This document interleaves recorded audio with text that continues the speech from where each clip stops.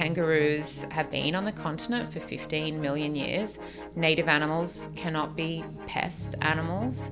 And I would say kangaroos have an intrinsic right to live in their homes, and what's happening is their homes are being destroyed by animal agriculture, primarily.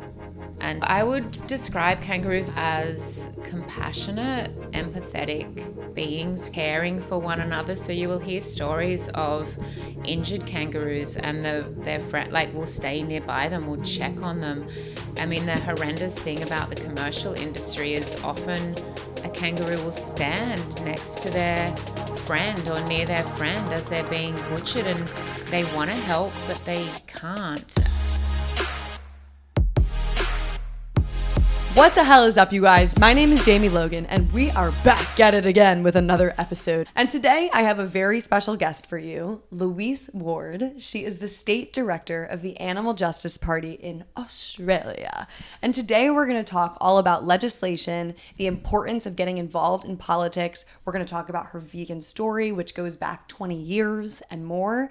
And I'm just really excited for this. We met the other day at a protest, and I'm so excited we can make this happen. So thank you for being here. Such a pleasure to be here, and it's so cool to be in New York with meeting all of you guys and all of these activists and seeing how much activism is happening here, and also just to see the amazing array of vegan food everywhere you go. It's just vegan food, so it's great. We're a big family here. Can't say we're always the happiest family. It's like you got the weird uncles, you got the the cousins that start drama, you have the moms that just are trying to make peace. I fit in somewhere in there, and you got to see a little bit of that here in New York. We our activist community. So Louise and I grabbed lunch yesterday at Willow on 20th and 8th, great restaurant in the city, and we were sitting there and she was telling me a little bit about her trip to the States. So why don't you just sort of describe why you're here and what your mission was in coming to LA, DC, and New York?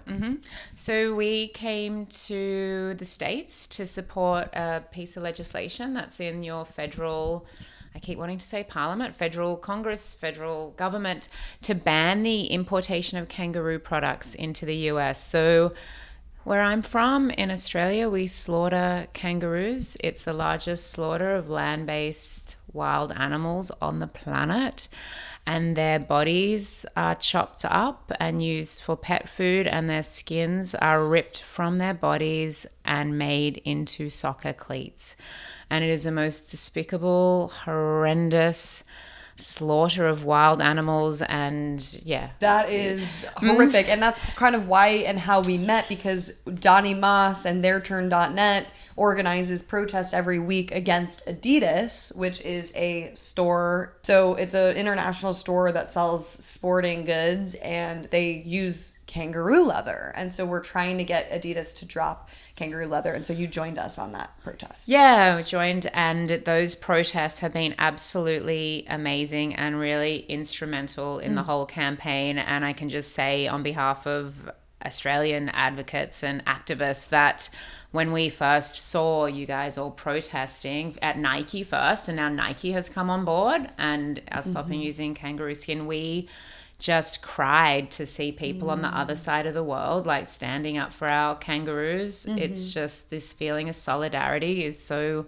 strong, I think, amongst animal activists across the world, and there's just no barriers. We just feel the same for animals, and it's just amazing. And we are struggling in Australia to get the government and the kangaroo industry to listen to us. So what we're really trying to do is to shut down the demand for kangaroo skin, and we can do that in the States, and Europe as well is another big importer. And if we can cut out those markets, the kangaroo industry will not exist. Well, we really try to hit them from every angle. So we're trying to hit them on the legislative angle. We're trying to hit them on the ground, grassroots level, where we're going into these stores, we're disrupting, we're taking videos for social media that are getting millions and millions of views, which you can watch on theirturn.net, or if you look on TikTok on Their Turn, they have videos of us inside the stores, and Adidas is really pissed about it.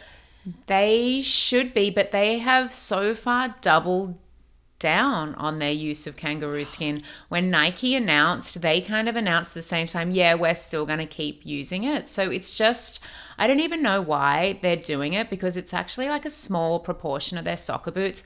I don't know what is going on with the CEO. It's a German company. I don't know.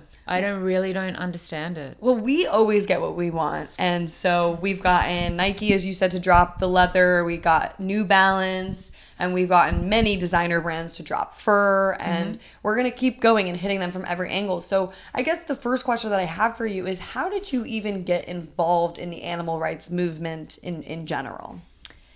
In general, so I became vegetarian when I was about 10. My aunt married a farmer. And at first that was like the best thing in the world, because I was surrounded by animals. You know, there was lots of sheep, and one day I could hear a lamb crying outside, and I asked my uncle why he was out there, and he was tied to a water tank. I just remember, I can just picture him now. He was tied to a water tank because he was going to be killed the next day, and my uncle told me he was going to be killed so we could take the meat back to Sydney. And I just, you know, you don't get told that you're eating animals when you're a child. It's so hidden from you in the names, and it's so normalized. And I went to my mum and I said, you know, please, can you tell him we don't want this lamb? And, you know, she wouldn't. And I was crying, and I went out and I spent time with the lambs. He was crying. He was just tied up to this water tank. He'd been taken away from all his friends, just standing there alone.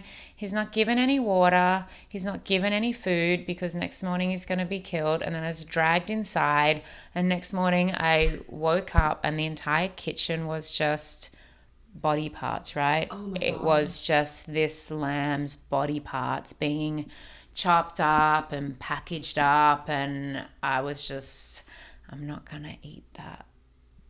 I'm never gonna eat that ever and then I was like, why? Well, I'm not gonna eat any lambs. And then I was like, well, why would I eat a cow? Like, why would I eat any animal? You know, like, why would I? I don't need to. So yeah, I became vegetarian. And I remember this really clearly. And my friends would still go to McDonald's, and I would go to McDonald's, but I wouldn't get anything to eat. And my friend said something like, you know, it's not making any, like, just because you're not eating here, it's not making any difference. But I remember distinctly feeling that, but if everybody stopped eating here, right, it wouldn't exist. Like, that's so true.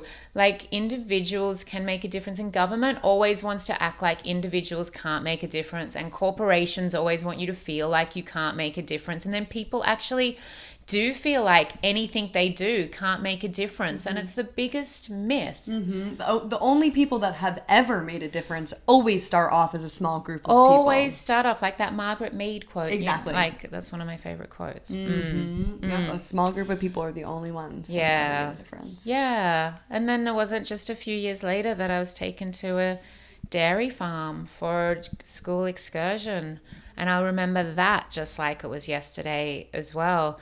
The calves were crying for their mothers, and the farmer was just talking about the cows in the most horrific way, just the callousness of the treatment of the animals. And, you know, you see them kicking the animals along, and I just was horrified at the dairy industry, absolutely horrified, and didn't want to be part of it, and looked around. But you know, when you have that feeling, and everybody was just looking around like just kind of blank faces, and I was so distraught I was like, oh, why are the babies there? And then we have to keep them separated because, you know, like, basically we're stealing the milk from these babies to feed to you. And yeah, I decided to become vegan, and that was 31 years ago. Wow. And that back then, it was not as convenient and easy as it is today. It was not. I went to a few places where they said, yes, there's not a single thing you can eat here. There was still soy milk. There was still tofu. Yeah. Like it wasn't as easy, but it was like still definitely doable. Absolutely. There was one Asian vegan restaurant in Sydney at that time. Wow. So now you're just in heaven. You're like, oh my God, every corner I have something. Yeah. Just no excuse for people now. No. So easy. And you also had a fully vegan pregnancy. Fully vegan pregnancy, tall, strong, vegan people I have raised. Mm-hmm. Yeah. And they're just as committed to animals as me. And it's... So you have then taken this a step further and made not only a career out of it, but also you're really changing the game for the animals. So how did you get involved with the Animal Justice Party? Look, I was involved with animal liberation when I was younger, in my early 20s. So doing a lot of... There was a lot of direct action going on there with people going into piggeries and chaining themselves to next to the pigs. And I couldn't do that. And I haven't done any direct action rescues and stuff, but I was the person riding up in the back thing and doing stalls and things like that. So got involved in animal lib and did a lot of cat rescue at the university I used to go to. They used to round up stray cats, and the stray cats on the campus, and we would hear that they were going to do this to use in experiments on campus. So we would be out in the night, like we would get a tip off, okay, they're going to be trapping the cats, and it's just like this incredible, we just felt any cat that we missed is going to end up in a laboratory like the next day. So yeah, did that, and then, you know, for a number of years I wasn't like involved in activism really. I got more involved in the environmental movement. I was kind of thinking like, oh, like it was so frustrating to me that and I worked in an environmental job, and you'd go and the conferences would all have like meat and dairy, and I was kind of trying to infiltrate from that angle, but like my heart was always with animals. Yes. I was doing rescue and whatnot, and then the Animal Justice Party formed, and it was somebody I knew from Animal Lib. Like it was kind of formed out of animal activism. The party was formed out of animal rights activism. So there's a global political movement for animals. The Dutch party started up in 2005. They got somebody elected, and then people were looking at it back in Australia like, yeah, this seems like a good thing to do. At the time, a group of activists were trying to stop kangaroos from being killed in our national capital. They had like, oh, there's too many kangaroos, like we're going to kill them. And a lot of protests, and people then very just strongly thought like, actually, we need to have a seat at the table. Like we need to be kind of inside the tent where these decisions are being made about animals. And the decisions that happen in by government affect the lives of all animals, billions of animals. The laws that exist are the things that like govern animals' lives. Like every single day in Parliament, people are talking about things that are impacting animals, and these animals had no voice in that. And I guess the Animal Justice Party, like, we want to be inside where the decision making's happening, and we want to be a voice for animals in Parliament. So that's one of our kind of slogans, like a voice for animals in Parliament. And we absolutely need that here, but it's so hard to get that and actually get people on board with that, even though it's such a one-sided thing, as you were saying. We want to hear from the animal rights side as well. How did they go about getting that in? Did they have to like play it down that they were super vegan or animal people, or? No, we didn't have to play it down, and we have the benefit of having a system that allows minor parties to be elected because we have preferential voting, which means that there is like a few minor parties that have 1 or 2 seats. So we didn't have to play it down, but I will definitely say that during election times, we don't focus on veganism. We focus on other issues that have broad public support to do with animals. So we will focus on live export, because we know that 80% of Australians are against live export. We will focus on greyhound racing, because most people do not support the cruel greyhound racing industry. We'll focus on habitat protection and wildlife protection and companion animal things. And we will always talk about like transitioning to plant-based sustainable agriculture rather than kind of, because, you know, the party's position isn't necessarily to try and make individuals become vegan. What we want to do is pass legislation that helps farmers transition, gets rid of subsidies, makes it cheaper and easier for people to eat vegan, and so allows all those choices. You know, having said that, look, most people in the party are vegan, and to be an MP, a representative for the party, you do need to be vegan. To be in a leadership position in the party, you do have to be vegan as well. So it's just a strategic decision around elections, and a lot of times be like, I don't need a political party telling me how to eat. Well, actually, we're not telling you how to eat. All we're saying is that the current system is not sustainable, and what we're doing is wanting to make it's sustainable agriculture, which is plant-based agriculture. It's amazing that you're able to have a seat at the table and at least share the point of view, and you're tackling these issues one by one. So I guess the first question that I have is, how successful has this party been? So I think we've been incredibly successful, and our MP, Emma Hurst, who probably would be here with you today, but she had to rush home because she has a sick cat. So Emma was able to pass more what we call private members' bills. That probably won't make any sense to anybody, but as a minor party, you can pass bills if you can get majority support in the upper house. So Emma has successfully passed a bill to ban the captive breeding of cetaceans. So that's all dolphins and whales. So we only have, so it effectively has banned like the use of dolphins for entertainment in New South Wales. So for example, like you have SeaWorld here, right?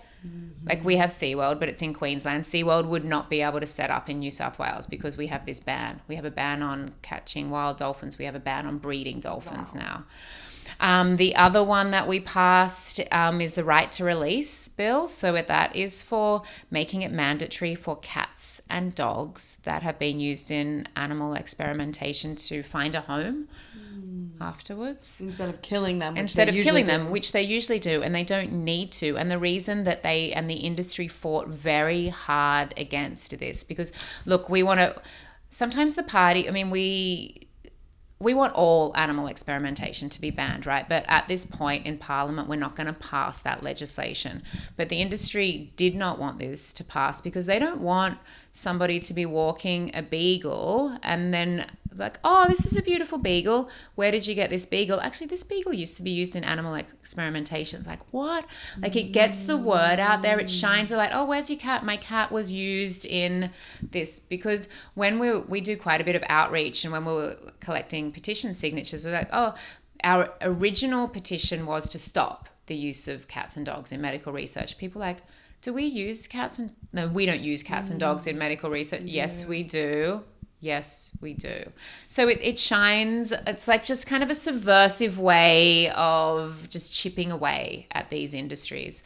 And the other one, and this is so crazy, some of the stuff that Emma's done and the amendments that we've made and the bills that we've passed are just so crazy that we would have to even pass this bill. Like, why is this not a thing? So in New South Wales, you could be convicted of serious animal cruelty and then just go and get another animal, right? What? There was no ban on having an animal if you have been convicted of serious animal abuse. Oh my God. So past that as well.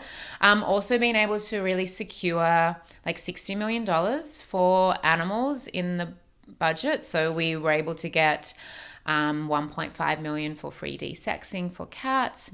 Emma's done a lot of work as well with the link between family violence and animal abuse, because a lot of time in a family violence situation, and cat or dog is used as a form of coercive, control and abuse. So able to fund refuges to be able to take animals.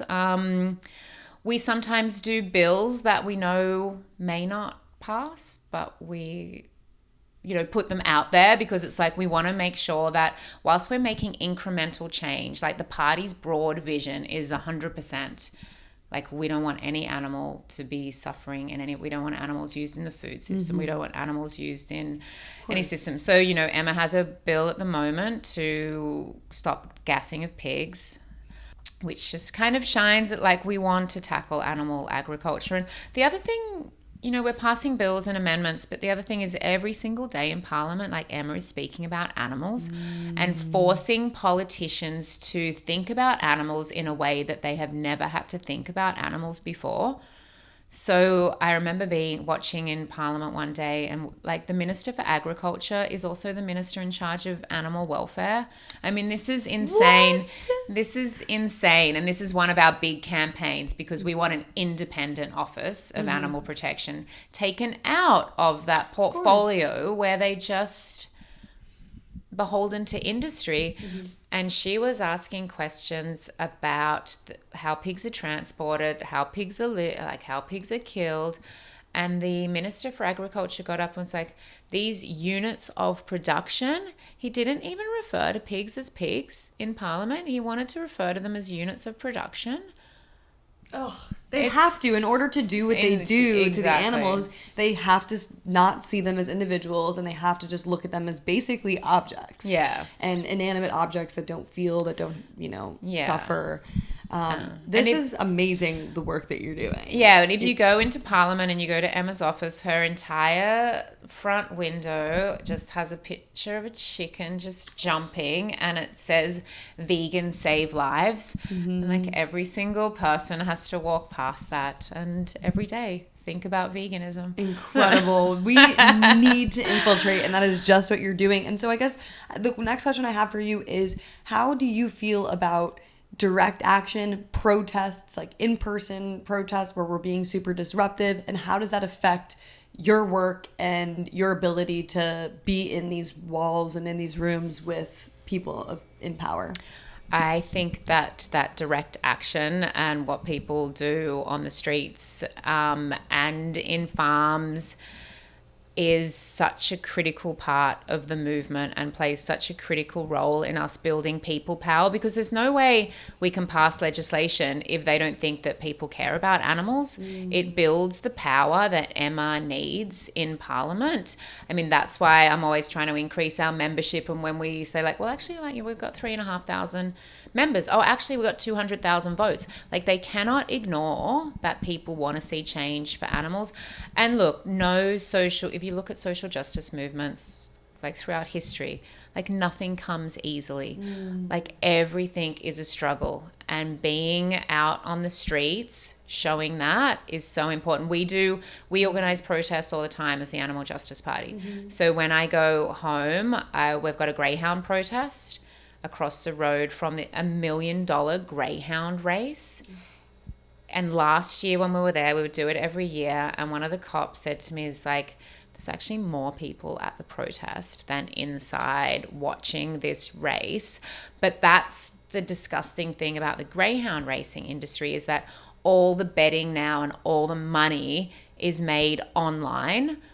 So people, even though you guys don't, you've only got 2 tracks, right? In my state in New South Wales, we have 27 greyhound racing tracks, right? 65 dogs have died just on the track this year. Oh my God. And it is the syndication of the live things and betting in the US that's driving the industry in Australia now, because people don't go and watch greyhound racing. Right? So they'll race dogs at 7 a.m. So it matches up with the optimal kind of 8 p.m. here when people are in pubs and want to watch greyhound racing. So we're doing that. And then on Saturday, we will be at a horse racing protest that we do in conjunction with the Coalition for the Protection of Racehorses. We do a lot of coalition stuff with all of the animal rights groups. And then on Sunday, we'll be at the Sydney Vegan Markets. We always have a stall there, Sue. So we are, it's a big part of what I do, mobilizing people to get out. I have 16 local groups across New South Wales, local leaders, local organisers doing stuff in their communities. We were out on the beaches trying to get, we wanted to stop shark nets being put back in. We do a lot of out on the street stuff. So what would you say to somebody that wants to get more involved? I have people all the time that ask me, they're like, I want to go to these protests. I don't just want to be a vegan. I want to be a vegan that speaks up and creates change. How do I do that? Is there a specific app that you use, or do you post your protests on different pages? Are they more private? How does that work? All our post for all our events, so like public events on Facebook. As a political party, we do like, you know, law-abiding protests. If you know, like, we get police permission and we have like certain things that we have to. But anybody can come along, and if you come along to an Animal Justice Party protest, like it's inclusive, it's welcoming. We pay special attention to anybody who's got a first time, like who's here, like first time for a protest. And really interestingly, because we've been doing Nike protests and when we did the Nike protests, like that was the largest number of first time protesters that I'd had along, like kind of just so disgusted that this big corporation was using the skins of native animals, that it kind of got them out onto the street. So, yeah. You were saying that people in Australia see kangaroos almost like we see deers here. Some people consider them pests. What do you say to hunters and people that kill kangaroos when they talk about how it's helping with population control? What's your answer to that? My answer to that is normally it's kind of hard in Australia because the media narrative has been so strong on overpopulation. So what I will talk about is that kangaroos have been on the continent for 15 million years. Native animals cannot be pest animals. That the science that they use to count kangaroos is flawed. The science is all funded by the government and the industry. It is an absolute perfect example of industry capture with government, the kangaroo industry. And I would say kangaroos have an intrinsic right to live in their homes. And what's happening is their homes are being destroyed by animal agriculture primarily, and to a lesser extent, housing developments. So I guess, yeah, our position is that kangaroos as a native animal cannot be a pest. And actually, even in the legislation, you cannot call kangaroos a pest. And recently, a media outlet said kangaroos were pests, and we wrote and made a complaint, and they had to retract it because you actually are not allowed to refer to native animals as pests. I mean, I don't believe any animal is a pest. I was just going to say that. Yeah. Like, what does that even mean? What pest? Does that mean? Like, everybody has the right to be here. Yeah. Leave them alone. Like, it's normally our fault for bringing invasive species over that might eat another species that makes the species populations go out of whack and whatnot. Like, it's our fault for bringing them over there in the first place. And number one, kangaroos eat grass, you were saying. Like, they're not really bothering anyone. They don't want to eat the stuff that sheep and cows, they eat native grasses. They also, the way that, I mean, we should not have any sheep or cows in Australia. It is completely the wrong climate. You know, they farm as if they're like living in England.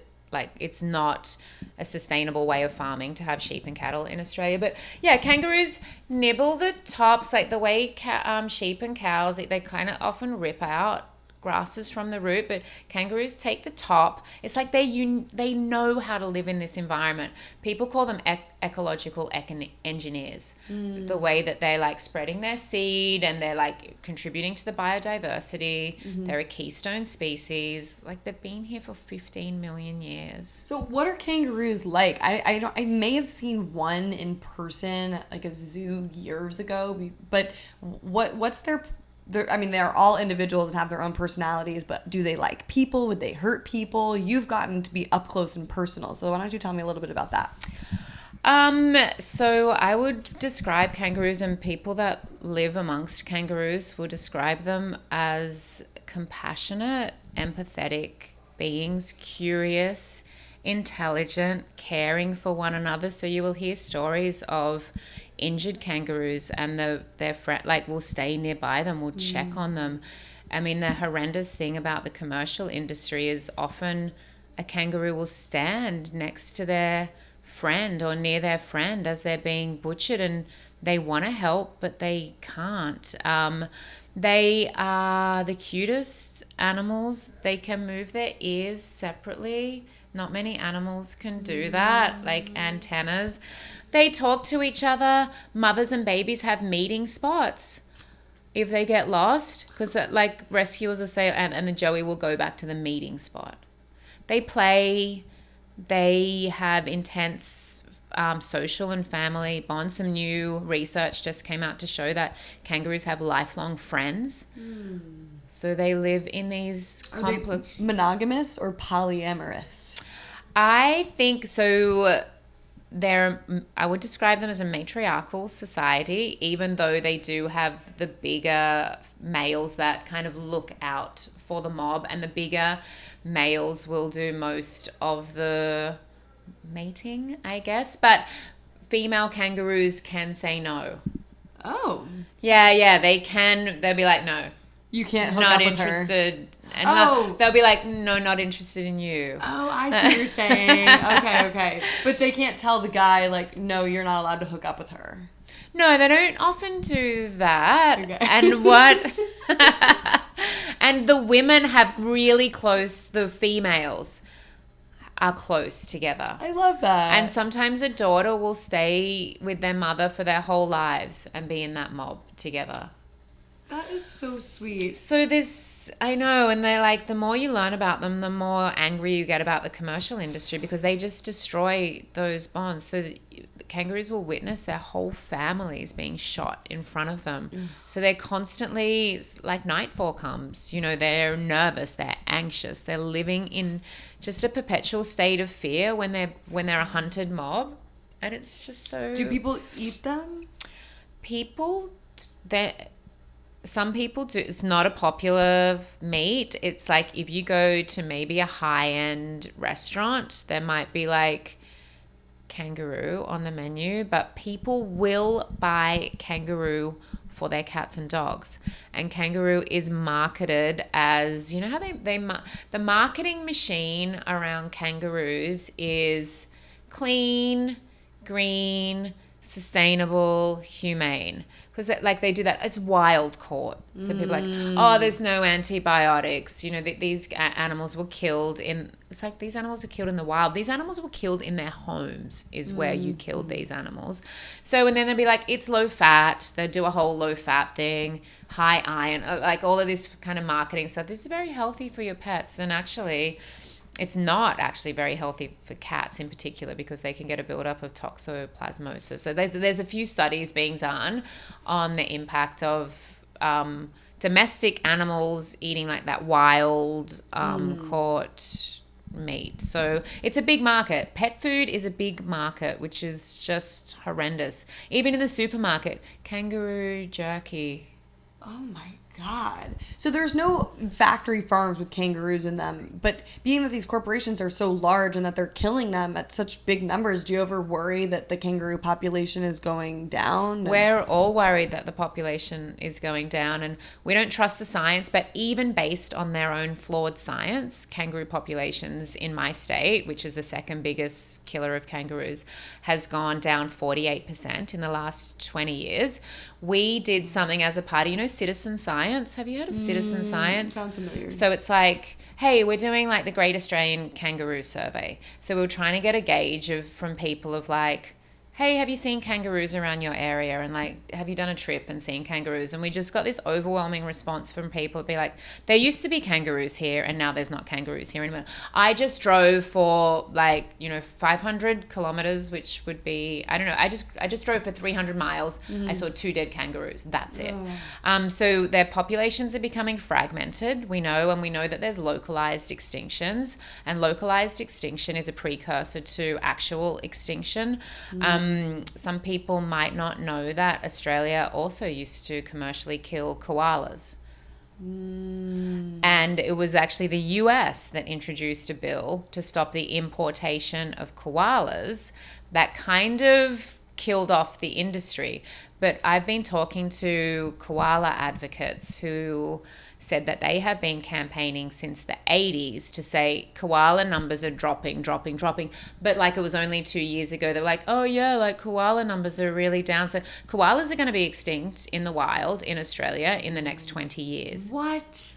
So what do people what were they using them for? It's the same. It's just the parallels between the koala industry and the kangaroo industries are so scarily similar, because like if you talk to somebody from Adidas, they'd be like, this skin's like, you know, very soft and it's strong and it's this and it's that. Koala, they were used for like gloves and hats and jackets because their fur is waterproof, right? So in that time, and so people will say that the numbers never bounced back from that commercial slaughter, and we feel the same about kangaroos. And everybody's like, oh, there's heaps of kangaroos. It's like, well, there used to be heaps of koalas. There actually used to be heaps of all the animals that are now extinct, right? Yeah. They used to be abundant and they're no longer abundant. So we also do a bit of what we've made a submission to the federal government to have them listed as threatened. There's also IUCN, which is an international conservation group. Last time they counted kangaroos was 2015. Like, we've had fires, we've had floods. Like, there has been so many things. Nobody's talking about the Australian fires during COVID, during 2020. Those were awful. 3 billion animals died. Holy shit. 3 billion animals died, and that they didn't count like lizards, amphibians, like doesn't count insects, obviously. And of that 3 billion, people estimate like at least 5 million kangaroos. Oh, that was such a horrible death. I mean, people are acting like we're living in like the 1800s where we don't have materials that we can use for jackets and coats and we need to still use animal skins. It's like, evolve with the goddamn changing times. Exactly. And also this kind of notion that people that shoot animals are professionals. I'm sick of, they call them professional kangaroo shooters, and it's like, I'm sorry, there's nothing professional You're just about a killing psychopath. animals. And we know from people, this is a professional industry. It's like, we know from people that have, you know, live in rural New South Wales, kangaroos were fleeing from those fires, and commercial kangaroo shooters were set up and they were shooting kangaroos as they ran from the fires. Do they kill them with their babies in the pouches and everything? Oh. They kill them with their babies, and then the code of practice, the humane code of practice, says that if that kangaroo, and 30% of kangaroos killed are female, they're mothers, they are to pick up that joey, baby kangaroo, by the tail and swing it in an arc to hit the side of a vehicle or kill him. To kill the joey. How horrific, but we know lots of joeys can be out of their mum's pouch, but they still need their mum. So they will die of just starvation or predation. And the saddest thing you'll ever hear is rescuers that go into a commercial site after the shooter has left, and they hear the babies calling out for their mothers. And sometimes the babies will be found, they cut the kangaroos' heads off before they take them, and they cut their paws off. And I mean, we've heard people have filmed kangaroo shooters cutting paws off kangaroos whilst that kangaroo is still alive and visibly alive, pleading for their lives. And so they cut their heads off, they cut the arms off, and then joeys will be found next to their severed mother's head because they smell their mother, but their mother has no heartbeat, no soft pouch. But what must they be thinking? Like, what must they be thinking when they're just at their mother's head? And like, this is an industry, and we actually have met with legislators here, and when we tell people what happens, of course they're horrified. And they have all received letters from the Australian government talking about welfare, talking about how humane the industry is. And it's just one of the biggest lies. It's like, I spent like most of my activism life with farm animals, and of course, like, farmed animals suffer so much. But when I learnt what was happening to kangaroos, and there was such little advocacy around kangaroos at the time, I felt this like strong need to be a voice for these kangaroos. And also connecting with people across the world who are speaking up about it. And of course, it's another issue that's so linked to animal agriculture, because these animals' homes are being destroyed by animal agriculture, and they are being blamed by farmers for their poor practices, their Right. you know, and it's like you're on kangaroo country. Like, it's not your country. It's this idea that humans have, that we have dominion over all of these animals, that we have the right to go in, to take their lives, to use them, to entertain us, to test on them. When will this stop? When will this end? And I always wonder, it's like, why are people like you and me, why did we wake up to this? And why are we seeing this is so wrong, this is so cruel and inhumane? And it almost seems simple to me to just be like, I don't want to hurt anyone, including animals. I don't know. But like most people, one great thing about speaking to Americans is when you tell them about what's happening to kangaroos, they really don't want any part of it. They are really disgusted. Well, it's because of the speciesism, and it's they see kangaroos as, you know, amazing creatures that have the right to live. But then when you tell them about a cow, they're like, "Oh, fuck that thing!" Like, whatever. And of course, like, it really takes no behavior change for Americans to say, but we don't have that in Australia. People think that kangaroos are pests in Australia, and like, oh, the poor farmers and whatnot, but. Yeah, look, I don't know how we can make people... Do you sometimes feel that there's some of us that, you know, we're born different, right? Mm-hmm. We see animals differently. But most people do have a heart for animals. It's just this strong cognitive dissonance that people have. I don't understand it. Yeah, and I try to put myself back in the shoes of like when I wasn't vegan and what my mindset was like. And I always go back to, I remember thinking that something humane happened in the process. Yeah. I never wanted animals to be hurt or killed. I thought it was just quick, painless. I thought it was just something we had to do.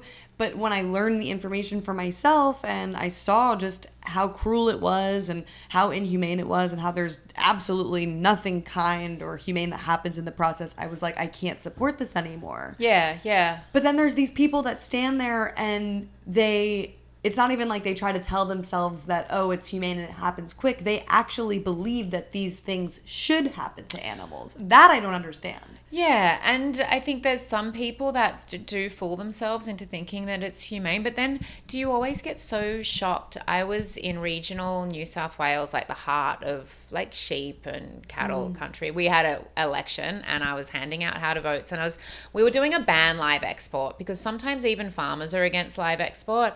I was talking to this woman and she was like, oh, you know how we treat cattle here isn't very good either. And I was like, yes, I know that. And I go, great, let's have this conversation. She went, because I went to a slaughterhouse once and it was horrendous. And I said to her, oh, like, did you become vegetarian?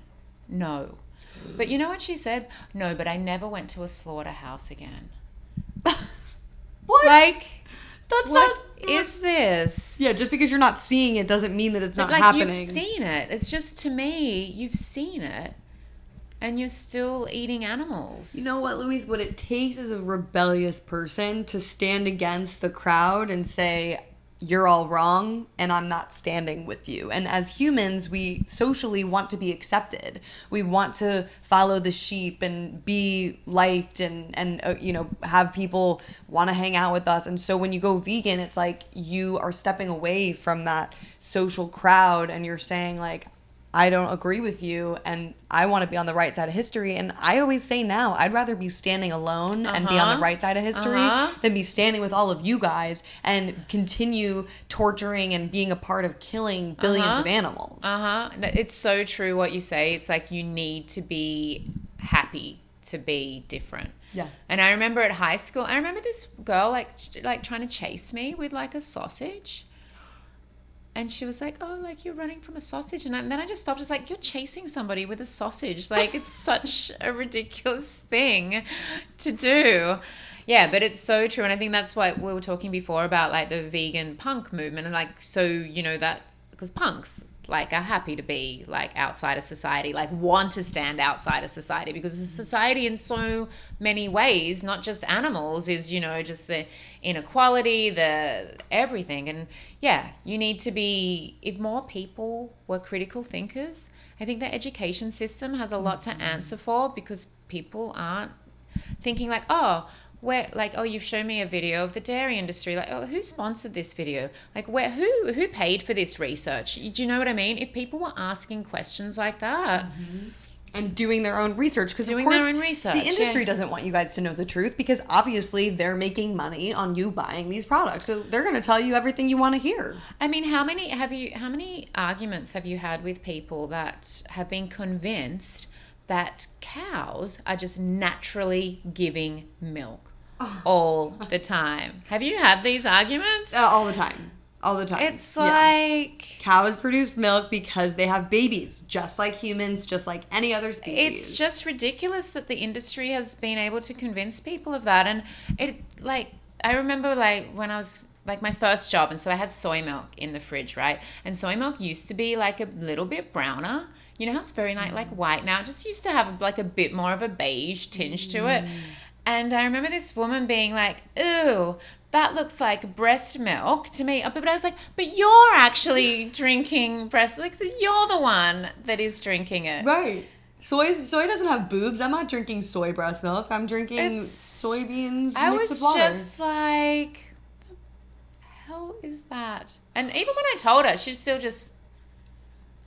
Yeah, the dairy industry and the meat industry has managed to put billions of dollars into convincing people that somehow we need this freaking fluid from a cow to be healthy and survive. Cow's milk, I think, is on its way out, and you are starting to see the dairy industry feeling our threat. Yeah. Because they're putting out these advertisements like, use this milk to get hydrated, and they start using advertisements like real milk. Natural milk. Not fake milk or fake meat. It's like it's not fake. It's made from plants. I know.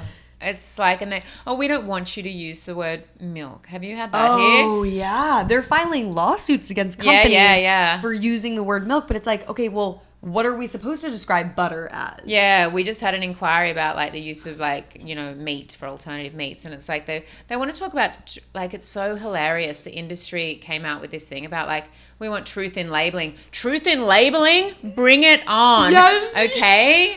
Bring it on. Pictures of what happens in slaughterhouses.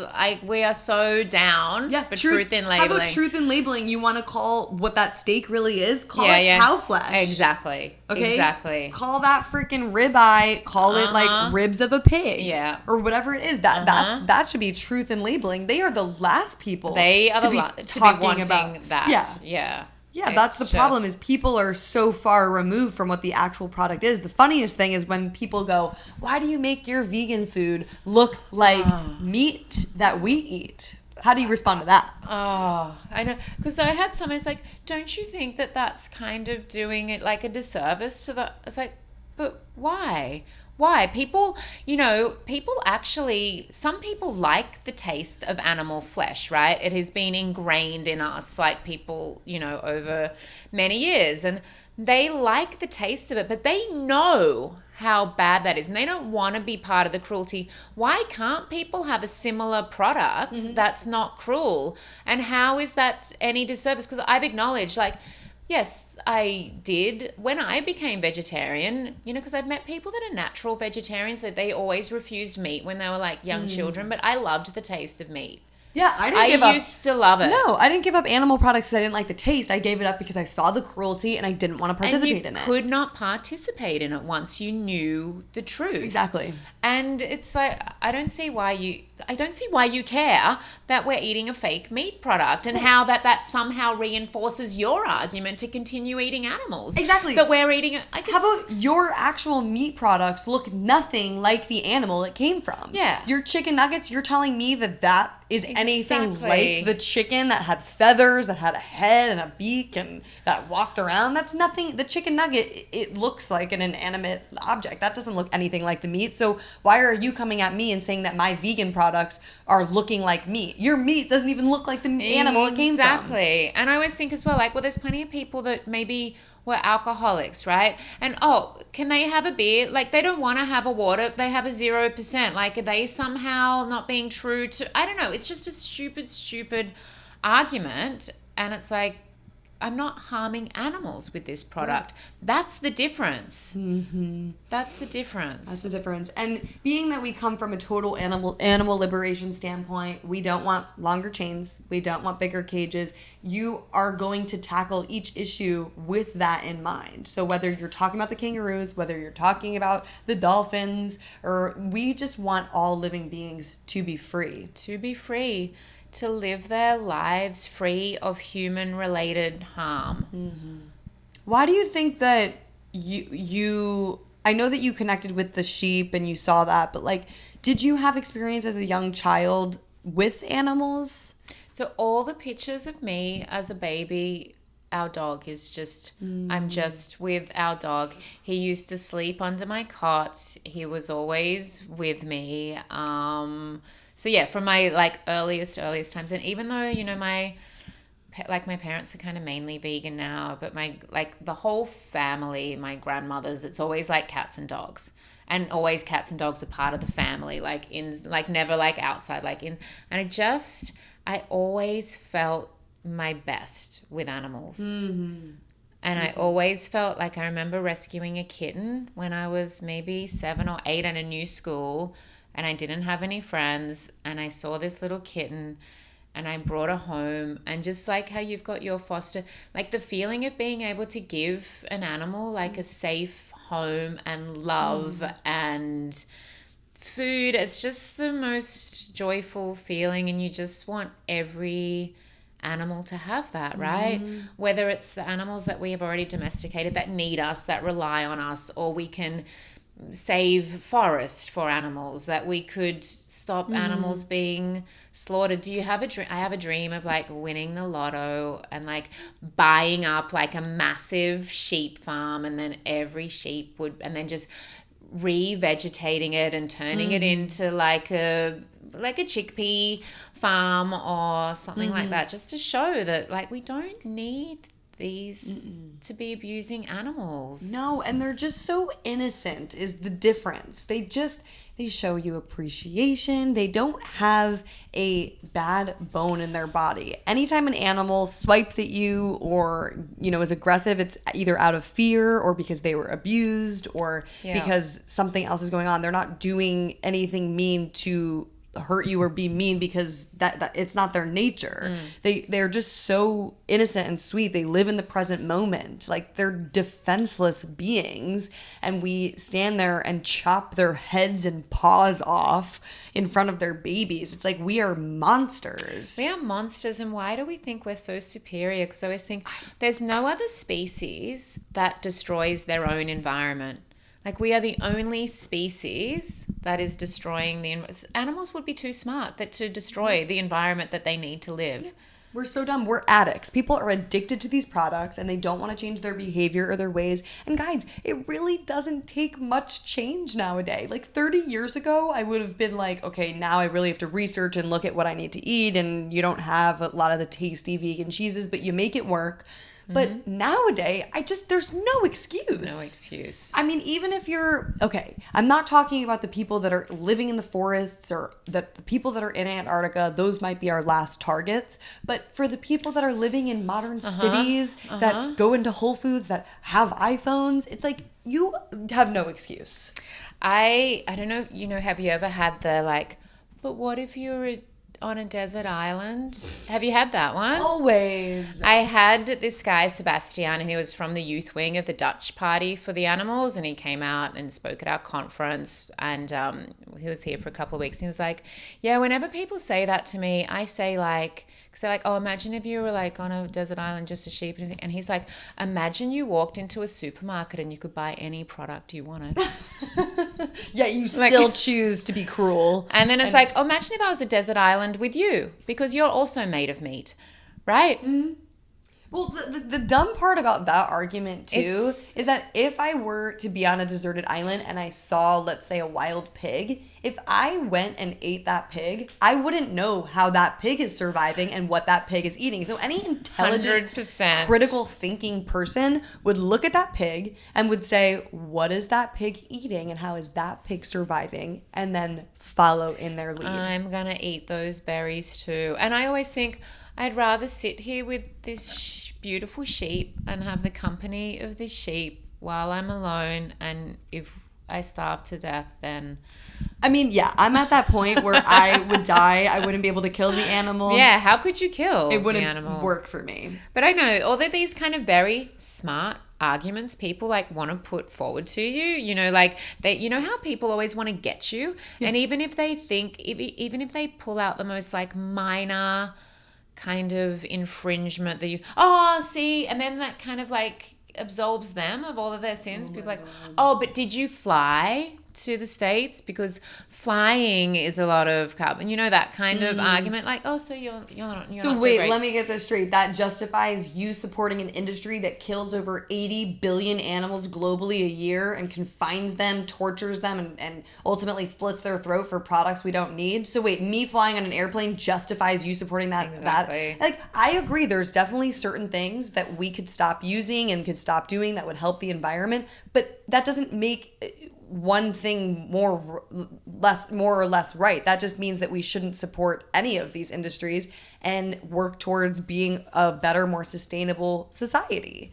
Exactly. Yeah, you're right. It does try to abstain them from their own actions, but you know, it's these same over and over and over again. It's these same arguments, these same comments on my social media. I'm like, you would think they would actually come up with at least something that maybe I would have to think about and be like, okay, let me think about this and how I want to answer this. But no, it's like I have these same 5 arguments written down in my comment section on my notes in my iPhone, and I'm just like, copy and paste. Copy and paste. Oh, you want to know about protein? Here you go. Copy and paste protein. Oh, you want to know about, you know, why it's driving cars and having, you know, iPhones and this is that, why that doesn't justify hurting animals? Here you go. Oh, what about the tofu that apparently kills wildlife? Let me put this here and there. Soybeans, Did you know that 77% of soy is fed to farm animals? So if you actually stop eating farm animals, you would be not responsible for the millions of animals. Actually, it's 1.5 billion, I believe, animals that are killed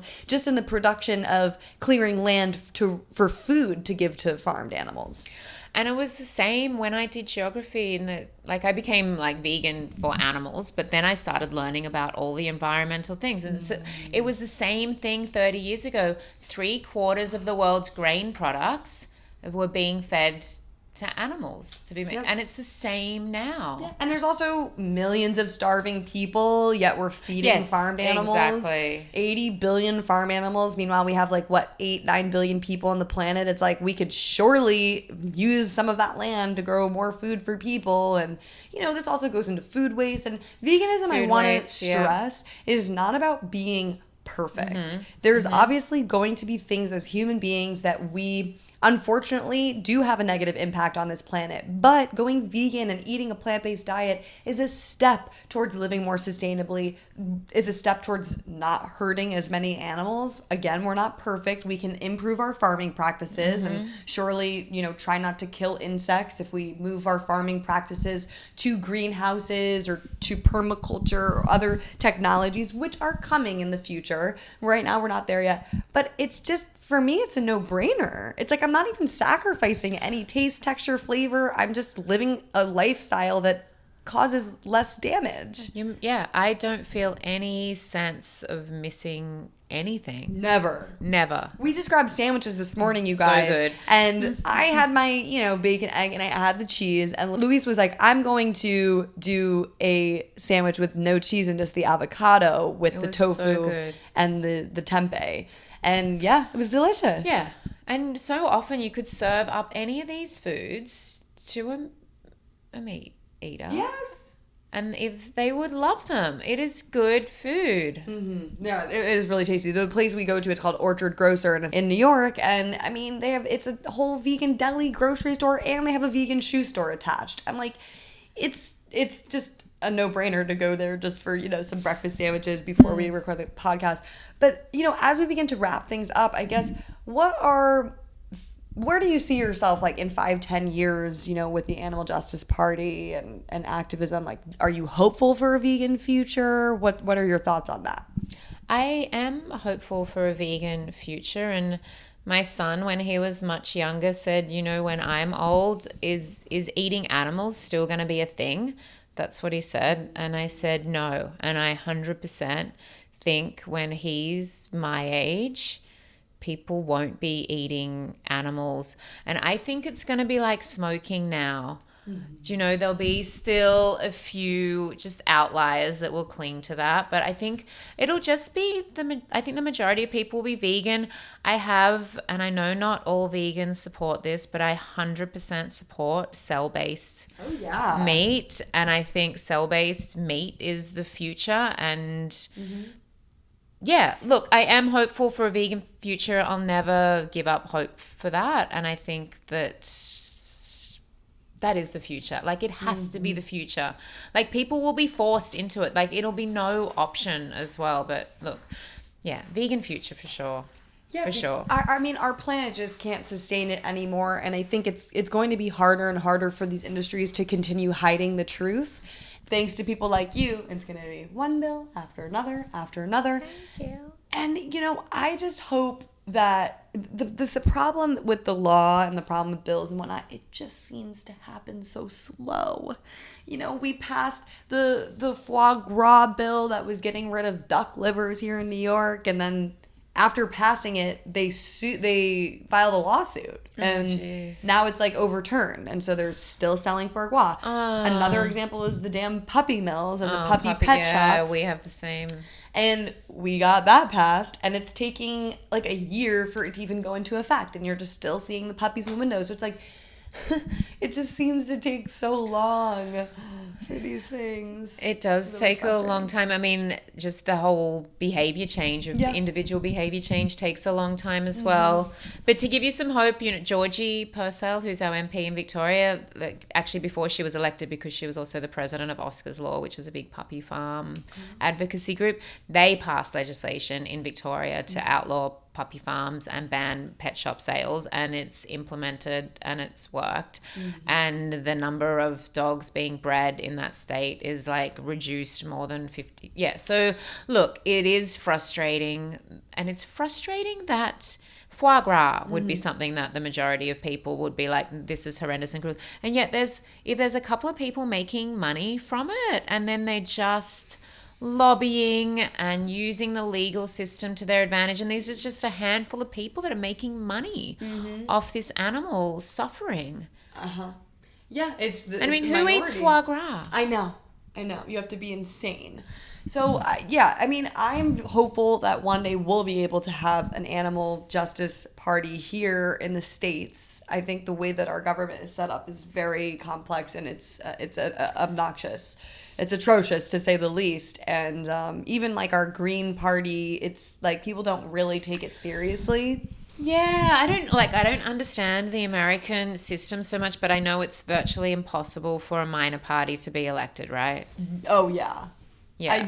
I'm trying to think. I don't think there's any point in history where a minor party has been elected. Correct me if I'm wrong, but at least not in my lifetime. Yeah. And this Dutch Party for the Animals, they have more than 100 representatives for animals across their like local government areas, and they've been passing this amazing bill, or like at the local level, where it's they tried to get vegan, but they couldn't get vegan, but it's vegetarian by default. So anytime the council has any event, people have to ask for meat.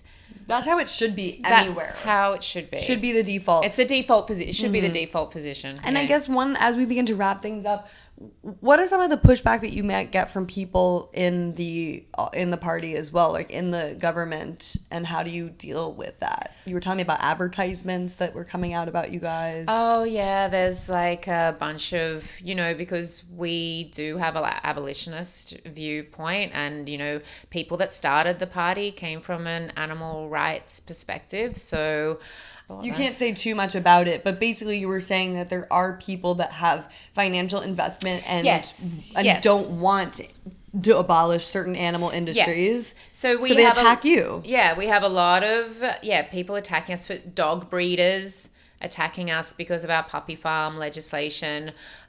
Any animal breeders, they started running ads against us saying that we wanted to ban all pets. Like all our MPs have pets, you know, we all have companion animals, and it's just a way to kind of, they want certain segments of the population want to present us as animal rights extremists. Of course, then if we're presented as animal rights extremists, then people aren't going to vote for us. So we very much have to appeal to like a broader animal loving community. Right. Like, so sorry for my extreme kindness towards animals. sorry for loving animals. I'm literally just saying go and adopt animals from shelters, perfectly healthy dogs and cats, instead of breeding more into existence to then kill. Yeah, and we do hand out how to votes. Like, do you do that here? Like, you know, like vote one, and we'll do like vote one animal justice party, and some people be like, justice for animals? Like, what about justice for people? And I'm like, there's literally like 150 people in New South Wales Parliament. 149 of those are for people.